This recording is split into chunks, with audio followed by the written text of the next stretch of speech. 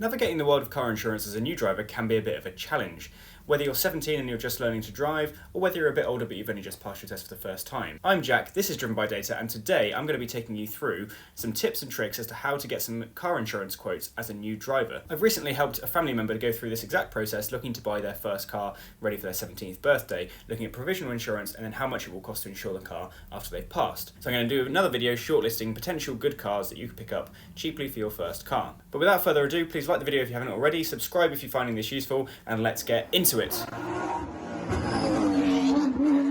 Here is an interesting looking Nissan Micra. It's a 1 litre, it's got 64,000 miles, only 2 owners. The history is looking pretty good, the seats look quite clean. It's obviously very dated, but overall it looks to be in pretty good condition for what it is. You've even got 5 doors, which is nice. That's a good little car. Then we're going to go to any comparison site. My comparison site that I've used for this video is Money Supermarket. You could use Compare the Market, you could use Confused, you could use anything really. But you want somewhere that you can set up a profile that's going to compare a number of sites, and you want to be able to quickly and easily replicate and duplicate quotes. So you can see I've got a lot of cars because I've been running through them. This is why using a comparison site like this is really handy. We're going to use this Nissan Micra that we were just looking at here. So we're going to choose the car. You would have to type in the reg if you didn't already, so you would go in here and you would type it in, whatever it is, find car, it's here. Just check the assumptions. This should be true for everything, really, but just worth double checking what it is. I would highly recommend buying a car with no modifications for your first car, so hopefully that's no. Because this is such an old car, they have no idea what it's worth, so I would just put in £500, or you could put in £900, it doesn't really matter. Put something in as a starting point. You don't have the car yet, because clearly we haven't bought it yet, but we will be the owner. So we're going to tick yes. I'd recommend, unless you need it, to start with social only, because putting it up for commuting will increase the cost. If you know how many miles you're going to do, put that in, great. If you don't know, I would suggest starting with 6,000. If you don't think you'll be doing too many, that's 500 a month, that's quite a lot of miles. Better to have extra breathing room. This is a good benchmark to start with. If you think you're going to be doing more, you could start with 12,000, 1,000 a month. Very easy to calculate. But this is a good benchmark. Where is the car kept during the day? Obviously, depending on your circumstances, you might have different situations, but a good one to start with is on the street near the home. So we'll just do that to start with. In terms of having access to any other cars, if this is your first car, then it's very unlikely that you have access to other cars, so we're going to put no. And now we're going to enter in this. So we're going to go with Jane for Jane Doe. Say that my birthday was coming up. Say my 17th birthday was going to be on Christmas Day. Basically, I would put this based on how long you think it's going to take you to pass your test. And obviously the prices will change between now and when you are actually passing your test. But to give you an idea, you're going to want to put your date of birth back the amount of months that you think it's going to take you to pass. So I'm going to put it back to June 2006. So this would make me 17 on June, which means on Christmas Day when I want to start the insurance, I would be 17 in 6 months. Put in your address or an address that is useful and relevant to you. I'm not going to show you the one I'm using. Obviously you just fill this in as true. Next up we've got employment status. Now the categories here are often never perfect, which might mean there's multiple options that fit your profession or your employment status. So it's worth having a play around here and doing a few different quotes with ones that fit your category and see which description of your employment comes out the cheapest. So for example, with student, there's a number of different students. Now some of these are obviously a certain category. Student living at home, for example, is also school student, like a school student would live at home. So we could test between these two and see whether student living at home versus school student were to give a better price. Equally with medical student, you've got medical student. A medical student is also a student living at home or living away, so you've got different categories, you could play around with that. If you were employed as, say, a analyst of some description, if we search that, you can see that there's a number of different analysts. So say you were some kind of data analyst. You can see data analyst doesn't fit in here. You might be a business analyst, a computer analyst, a research analyst, financial, technical. You can see there's a couple. Try those different options and see which one gave you the cheapest, or you could search for data. You've also got data processing manager, administrator processor, coordinator. You might also be a manager. If you were a data analytics manager, for example, then you might fit under IT manager. Basically, have a play around with the description to work out which is the best description for you, which is also true.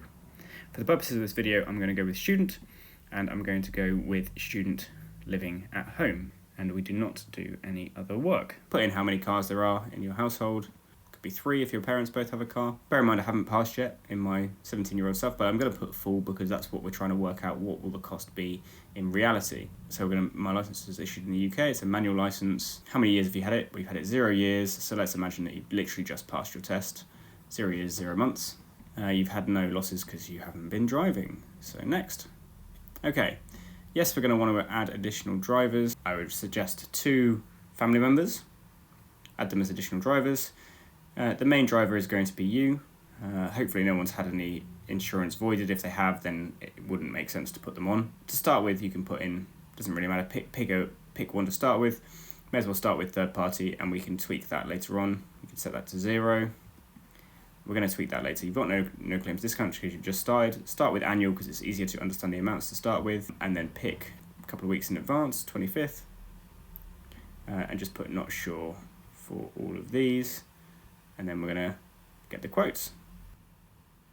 So next we want to work out our sweet spot for our level of cover and for our amount of voluntary excess.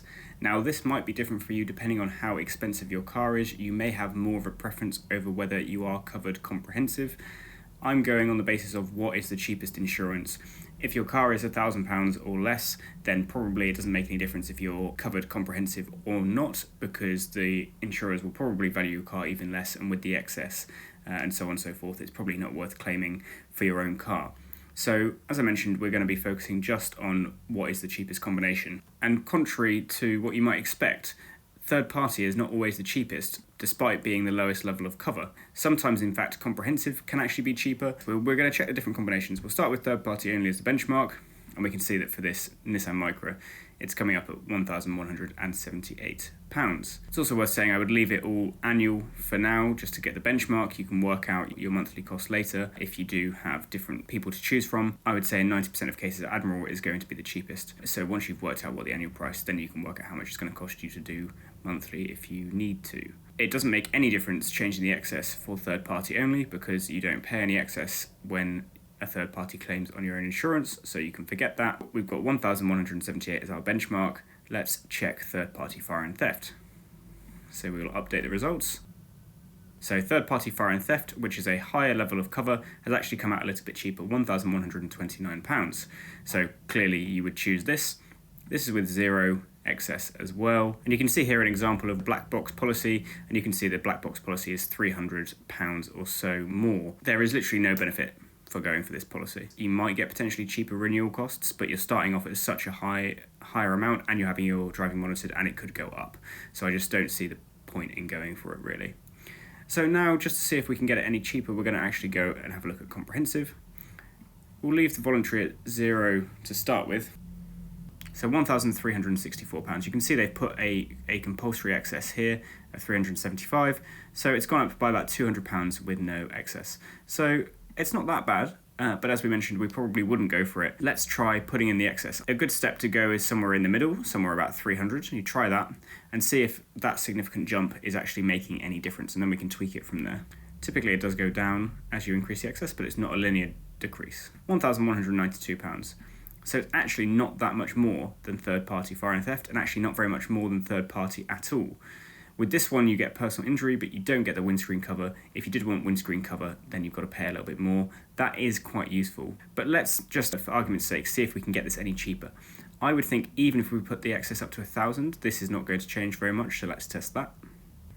Exactly, so we've gone to the other extreme here, and you can see it's only decreased slightly. We could go for 400, for example, and see what the difference is. That's 1,189 for the essential with 1,000, and it comes out £3 more expensive. You can see it is not a linear increase or decrease in price depending on the excess that you go for. In the same vein, we might be able to decrease it without it going up very much. Let's test 150.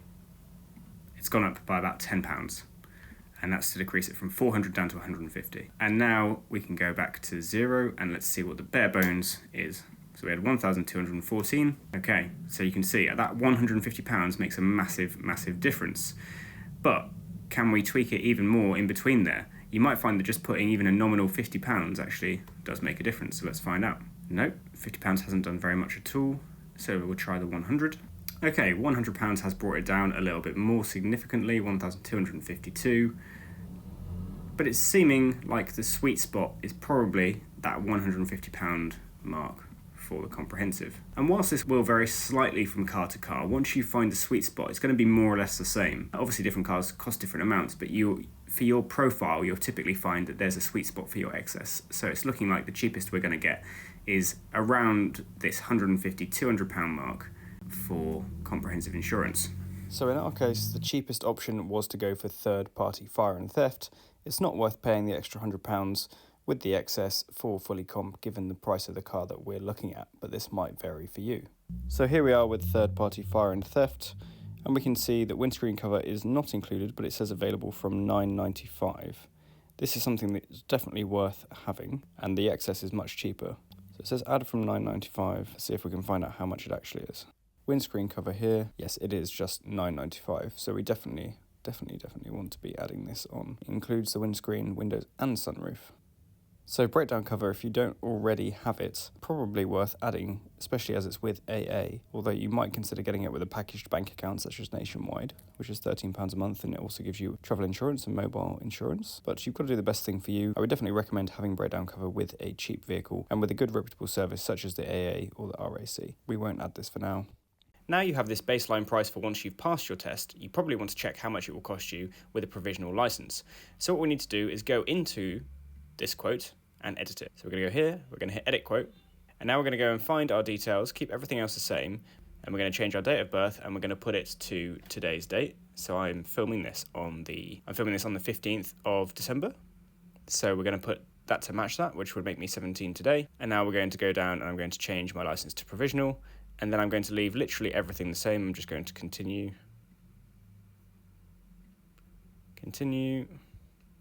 get quotes.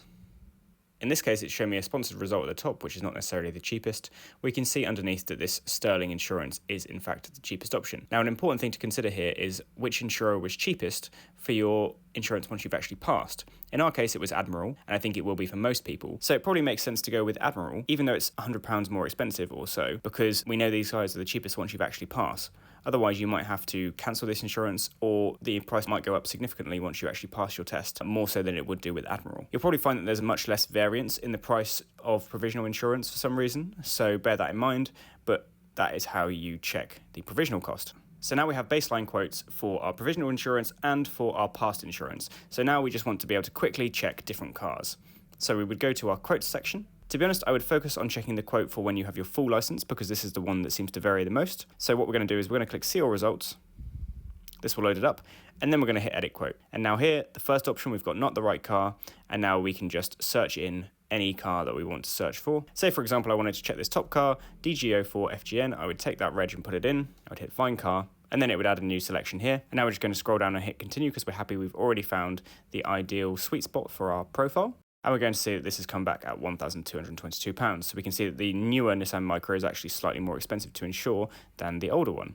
And you can repeat this process, make a note of the quotes that you've received, and you can use that information to weigh up which car you might consider buying. So there we go, guys. Some tips and tricks on how you can find the cheapest car insurance quote for you as a new driver, and how you can set up a profile to quickly get quotes for various different cars. The most important thing about your car insurance is that all of the information on there is accurate and true, because if it's not, you are at risk of your insurance being invalidated. Please make sure to like it if you haven't already, subscribe here, and I will catch you guys in the next one.